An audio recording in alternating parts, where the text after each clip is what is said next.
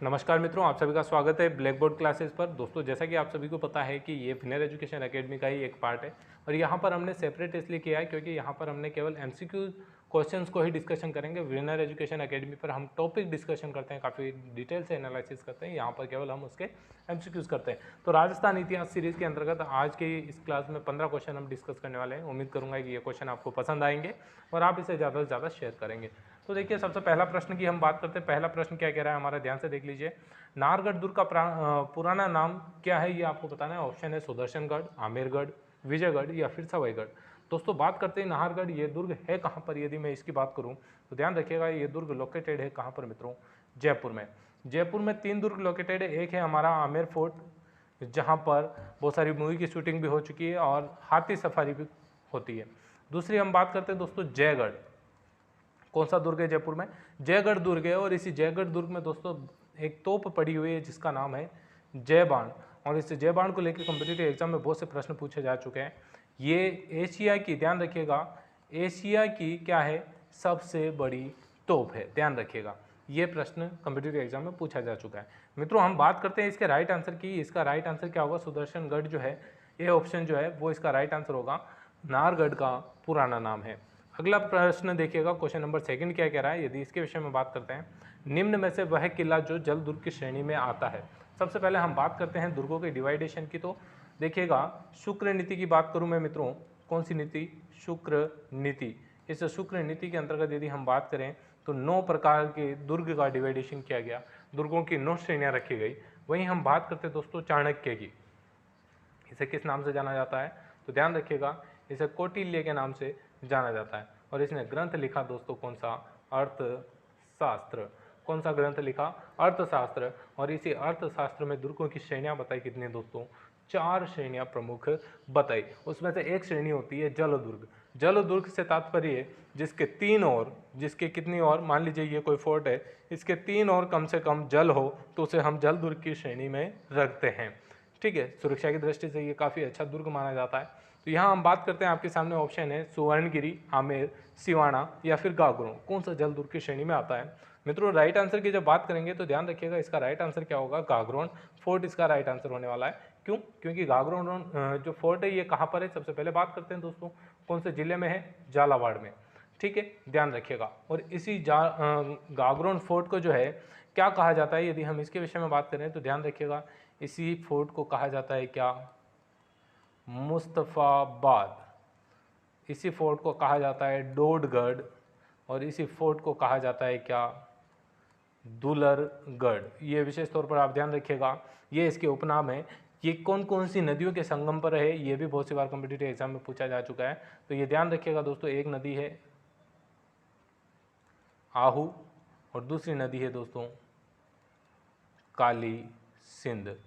ये विशेष तौर पर ध्यान रखिएगा, इन 2 नदियों के संगम पर ये दुर्ग स्थित है।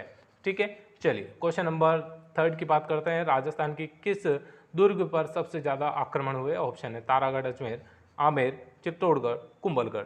क्या इसका राइट आंसर होगा, तो दोस्तों ध्यान रखिएगा इसका राइट आंसर क्या हो जाएगा आपका, तारागढ़ अजमेर पर सबसे ज़्यादा आक्रमण हुए।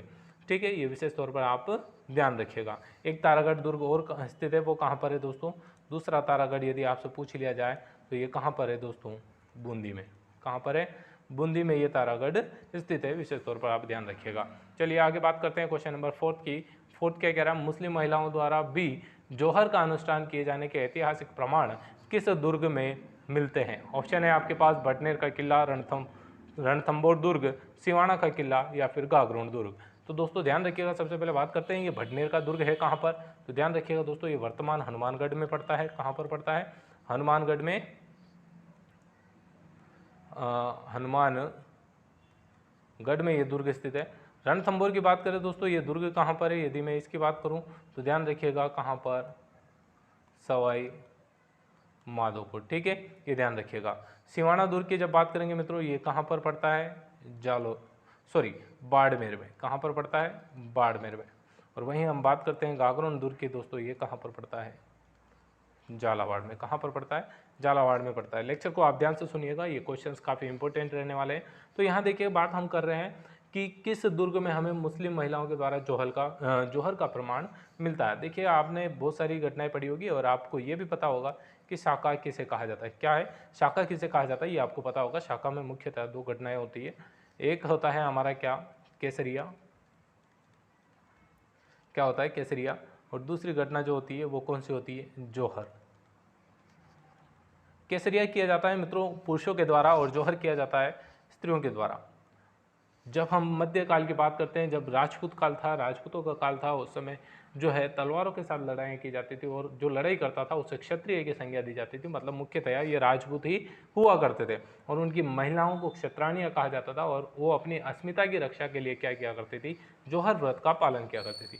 अब यहाँ पर प्रश्न आपके सामने आ रहा होगा कि ये जौहर व्रत कितने प्रकार का हो सकता है, तो इसे आप समझने का प्रयास करिएगा। एक तो होता है दोस्तों अग्नि जौहर, सबसे दर्दनाक घटना।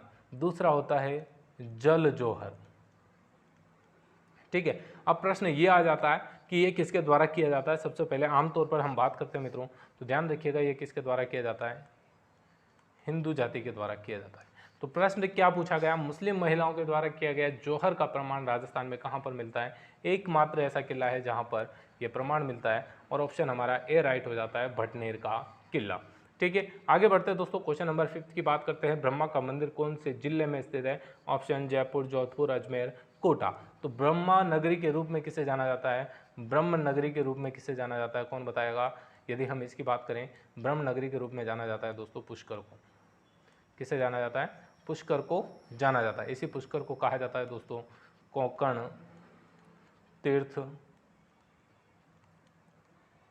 तीर्थों का मामा, तीर्थ राज, और इसे ही कहा जाता है पांचवा तीर्थ, मतलब पांचवा धाम। चार धाम जो कहा जाता है उसमें पांचवा धाम इसे काउंट हम करते हैं। राजस्थान में सबसे पवित्र स्थान है यहाँ पर। और दोस्तों यहाँ पर क्या बनी हुई है, एक झील, और ये एग्जाम्पल किसका है, काला डेरा का।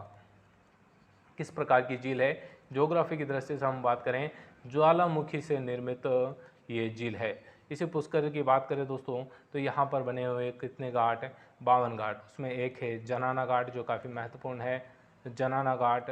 एक यहाँ पर गांधी घाट आता है, और यहीं पर मैडम क्यूरी के द्वारा मैडम विक्टोरिया के द्वारा, जो ब्रिटेन की महारानी थी, उसके द्वारा यहाँ पर घाट निर्मित करवाया गया था। ये ध्यान रखिएगा। इसे ब्रह्म नगरी के रूप में जाना जाता है और ब्रह्मा जी का एकमात्र मंदिर, प्राचीन मंदिर कहाँ पर है, तो ध्यान रखिएगा ऑप्शन हमारा राइट होगा, पुष्कर। और पुष्कर कहाँ पर पड़ता है, अजमेर। पुष्कर एक और चीज़ के लिए जाना जाता है, ये भी आप विशेष तौर पर ध्यान रखिएगा, किसके लिए, गुलाब की खेती के लिए। और यहाँ पर क्या विकसित करी जा रही है, गुलाब मंडी विकसित करी जा रही है, ये ध्यान रखिएगा। क्वेश्चन नंबर 6 की बात करते हैं दोस्तों। क्वेश्चन नंबर 6 हमारा क्या कह रहा है, क्वेश्चन नंबर 6 से हमारा आना सागर झील स्थित है अजमेर, जयपुर, झालावाड़, कोटा। तो ध्यान रखिएगा आना सागर झील कहाँ पर स्थित है मित्रों, विशेष तौर पर ध्यान रखिएगा, अजमेर में स्थित है। और अजमेर के बीचों बीच, अजमेर जो सिटी है उसके बीचों बीच स्थित है। यदि आप रेलवे स्टेशन से जाएंगे, रेलवे स्टेशन से निकलते ही आपको ये झील दिख जाएगी, ठीक है, ऐसा ध्यान रखिएगा। और तुर्कों का जो है, तुर्कों को मारने के बाद इस झील का निर्माण किया गया था, ये विशेष तौर पर आप ध्यान रखिएगा, तुर्कों को मारने के बाद इस झील का निर्माण किया गया। क्वेश्चन नंबर 7 की बात करते हैं। मूसी महारानी की छतरी कहाँ पर है, ऑप्शन है अलवर, भरतपुर, जयपुर, अजमेर। तो दोस्तों इसके राइट आंसर की बात करें तो आप सभी को पता होगा मूसी महारानी की छतरी कहाँ पर है, अलवर में। ये प्रश्न बहुत सी बार कम्पिटिटिव एग्जाम में पूछे जा चुके हैं। उम्मीद करूंगी कि आप इन सीरीज़ को काफ़ी एंजॉय करेंगे और शॉर्ट टाइम में हम इन एमसीक्यूज को करने का प्रयास करेंगे। तारागढ़ दुर्ग कहाँ पर स्थित है, ऑप्शन आपके पास अजमेर, बूंदी, दोनों ऑप्शन आ गए। तो ये थोड़ा कन्फ्यूजन सा हो गया। ए ऑप्शन भी आपका राइट है यहाँ पर और डी ऑप्शन भी राइट है। ये दोनों जगह क्या है, तारागढ़ दुर्ग है। विशेष तौर पर आप इसे ध्यान रखिएगा। क्वेश्चन नंबर 9 की बात करते हैं। राजस्थान की प्रसिद्ध लोक कथा ढोला मारू का नायक ढोला जो है कहाँ का राजा है, आभानेरी का, गागरोन का, चित्तौड़गढ़ का, या फिर अचलगढ़ का। तो इसमें ध्यान रखिएगा दोस्तों, कहाँ का राजा है, कहाँ का राजा है ढोला, गागरोन का। चलिए मारू की हम बात करें, ये कहाँ की है, ठीक है। आगे बात करते हैं क्वेश्चन नंबर 10 की। विजय स्तंभ का वास्तुकार कौन था, ऑप्शन राव बिसल, भिकाजी राव, राव जेता, और इनमें से कौन नहीं। तो ध्यान रखिएगा इसका वास्तुकार जो है राव नहीं लगेगा यहाँ पर, जेता आप ध्यान रखिएगा, जेता के द्वारा इसका निर्माण कार्य करवाया गया था। इसे विजय स्तंभ की बात करें, इसे नौखंडा महल कहा जाता है। ये राजस्थान पुलिस का लोगो भी है, ध्यान रखिएगा। साथ ही साथ हमारी जो आरपीएससी है, इस आरपीएससी का ये क्या है, लोगो है। ठीक है, ध्यान रखिएगा। आरपीएससी की हम बात करें, इसका जो है एचक्यू कहाँ पर है, मुख्यालय कहाँ पर है, तो ध्यान रखिएगा अजमेर में। कहाँ पर है मित्रों, अजमेर में। ठीक, आगे बढ़ते हैं, क्वेश्चन नंबर 11 की बात करते हैं। अकबर के नवरत्नों में राजपूताने के कौन से कवि थे? ऑप्शन अबुल फजल, चंद्रबरदाई, जयानक, बहादुर, सूर्यमल। तो देखिएगा, नवरत्नों की हम बात करें, उसमें राजस्थान के दो भाइयों का नाम आता है। एक है हमारा अबुल फजल और इन्हीं का भाई था कौन, फैजी। कौन था, फैजी। ठीक है, ये दोनों कहाँ से हैं, तो ध्यान रखिएगा, ये दोनों बिलोंग करते हैं नागौर से। नागौर इनकी जन्मभूमि रह चुकी है और ये नागौर से संबंधित है। दोनों जो है अकबर के नवरत्नों में काउंट किए जाते हैं। प्रश्न ये पूछा जाता है कि राजस्थान का अबुल फजल कौन है? बहुत सी बार कॉम्पिटिटिव एग्जाम में पूछा जा चुका है, ध्यान रखिएगा। मुहणौत नैन्सी। मुहणौत नैन्सी कौन है, इसकी हम बात करें तो ये ध्यान रखिएगा, ये मारवाड़ रियासत से संबंधित है। मारवाड़ रियासत से संबंधित है। ठीक है, तो इसमें राइट आंसर क्या हो जाएगा मित्रों, ध्यान रखिएगा, ए ऑप्शन हमारा राइट हो जाएगा। क्वेश्चन नंबर 12 की बात करते हैं। चित्तौड़गढ़ का प्रथम शाखा किसके शासनकाल में हुआ था? ऑप्शन है बप्पा रावल, रावल रतन सिंह, रावल महादेव सिंह, राणा हमीर। तो ध्यान रखिएगा, रावल महादेव सिंह का नाम हमें कहीं देखने को नहीं मिलता, तो ये तो हमारा एलिमिनेशन मेथड के तहत जो है सी ऑप्शन कट हो जाता है। बचे 3 ऑप्शन। राणा हमीर की हम बात करें दोस्तों, तो इसे क्या कहा जाता है, मेवाड़ का उद्धारक इसे कहा जाता है। साथ ही साथ इन्हें संज्ञा दी जाती है क्या, विषम घाटी पंचानन की। क्या संज्ञा दी जाती है, विषम घाटी पंचानन की संज्ञा दी जाती है। और इन्हें ही कहा जाता है वीर राजा। ये 2 उपाधि ध्यान रखिएगा, इनसे पूछा जाता है। इन्होंने ही जो है मेवाड़ में पुनः क्या किया था, गुहिल वंश की स्थापना करी थी। साथ ही साथ हम बात करें, यहीं से शुरुआत होती है दोस्तों सिसोदिया वंश की, जो कि एक उपशाखा है। और यहीं हम कह सकते हैं यहाँ से मेवाड़ के लोग जो शासक हुए वो राणा की उपाधि धारण करने लगे थे। बप्पा रावल की बात करें मित्रों, बप्पा रावल जिन्हें वास्तविक संस्थापक कहा जाता है, वास्तविक संस्थापक किसके, मेवाड़ में गोहिल वंश के। ठीक है, वहीं रावल रतन सिंह की हम बात करें 1303 में, इनके समय में जो है चित्तौड़ का प्रथम शाखा गठित हुआ था। जौहर करने वाली कौन थी, जौहर किसने किया, ये प्रश्न बहुत सी बार पूछा जा चुका है, पद्मिनी ने।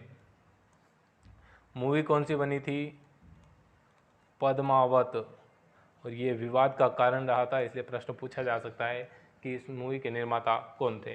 क्वेश्चन नंबर 13 की बात करते हैं। क्वेश्चन नंबर 13 क्या कह रहा है, जयपुर व अलवर में किस राजवंश ने शासन किया? तो विशेष तौर पर आप ध्यान रखिएगा दोस्तों, ये जयपुर जो है, इस जयपुर के आसपास जितना भी आप क्षेत्र देखेंगे, यहाँ पर कछवा वंश के लोग रहते थे। कछवा वंश का शासन कहाँ पर था, जयपुर में। और इन्हीं के जो रिश्तेदार थे, वो रिश्तेदार एज ए जागीरदार आसपास के क्षेत्रों में बसे हुए थे। तो ध्यान रखिएगा, अलवर और जयपुर में किस राजवंश ने शासन किया, कछवा वंश ने शासन किया। नेक्स्ट बात करते हैं क्वेश्चन नंबर 14। कोटा राज्य का संस्थापक कौन था, उधम सिंह, जालिम सिंह, राम सिंह, माधो सिंह। तो विशेष तौर पर ध्यान रखिएगा दोस्तों, इसका राइट आंसर क्या होगा, माधो सिंह। ये किससे निकला, तो ध्यान रखिएगा 1631 में कोटा एक अलग राज्य बना, किससे, बूंदी से। इनिशियली बूंदी से बना कोटा, और कोटा से फिर बाद में अलग होकर क्या बना, झालावाड़। ये नई रियासत बनी थी, ये तीनों एक ही रियासत थी, और ये पहले हाड़ौती के नाम से जानी जाती थी। हाड़ौती के नाम से इसे जाना जाता था। ठीक है, और यहाँ के जो शासक हुए उन्हें क्या कहा गया, सॉरी,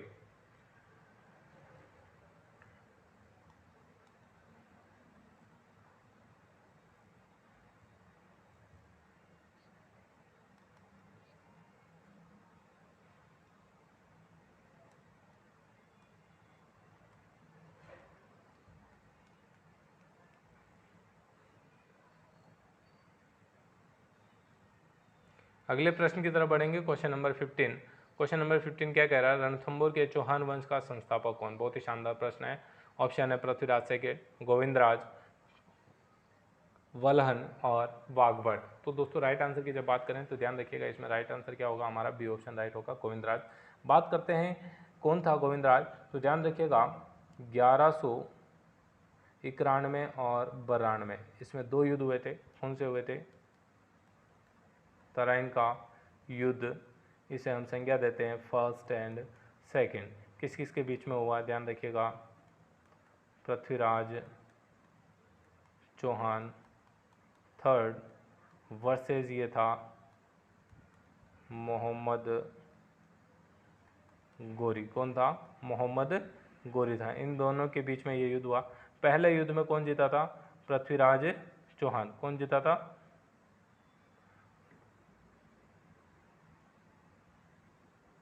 पहले युद्ध में जीता था पृथ्वीराज चौहान, और सेकंड युद्ध में कौन जीता था, मोहम्मद गोरी। पृथ्वीराज चौहान का जो पुत्र था उसका नाम ध्यान रखिएगा आप, गोविंद राज। क्या नाम था उसका, गोविंद, ध्यान रखिएगा, यहाँ पर मैं लिख देता हूँ गोविंद राज। और इसी गोविंद राज ने बाद में रणथंभौर में चौहान वंश की स्थापना करी। किसकी स्थापना करी, चौहान वंश की स्थापना करी। ये विशेष तौर पर आप ध्यान रखिएगा। गोविंदराज, अजमेर की सबसे पहली जो राजधानी थी वो कौन सी थी, यदि मैं इसके विषय में बात करूंगा तो ध्यान रखिएगा पहली राजधानी कौन सी थी। इनिशियली ये कहाँ पर आए थे, सांबर वाले क्षेत्र में। कहाँ पर आए, सांबर वाले क्षेत्र में आए थे। और राजधानी की बात करें सपाद लक्ष्य। जब मैं आपको चौहानों का इतिहास पढ़ाऊंगा उस समय आप जरूर विनर एजुकेशन एकेडमी चैनल को भी सब्सक्राइब कर लीजिएगा। वहाँ पर हम डिटेल एनालिसिस करते हैं, टू द पॉइंट वहाँ पर बात करते हैं। तो ये क्लास आज की यहीं पर समाप्त होती है। जय हिंद। उम्मीद करूँगा कि आपने क्लास को काफ़ी एंजॉय किया होगा और ज़्यादा से ज़्यादा आप सपोर्ट करेंगे। चैनल को सब्सक्राइब नहीं किया तो सब्सक्राइब जरूर कर लीजिएगा।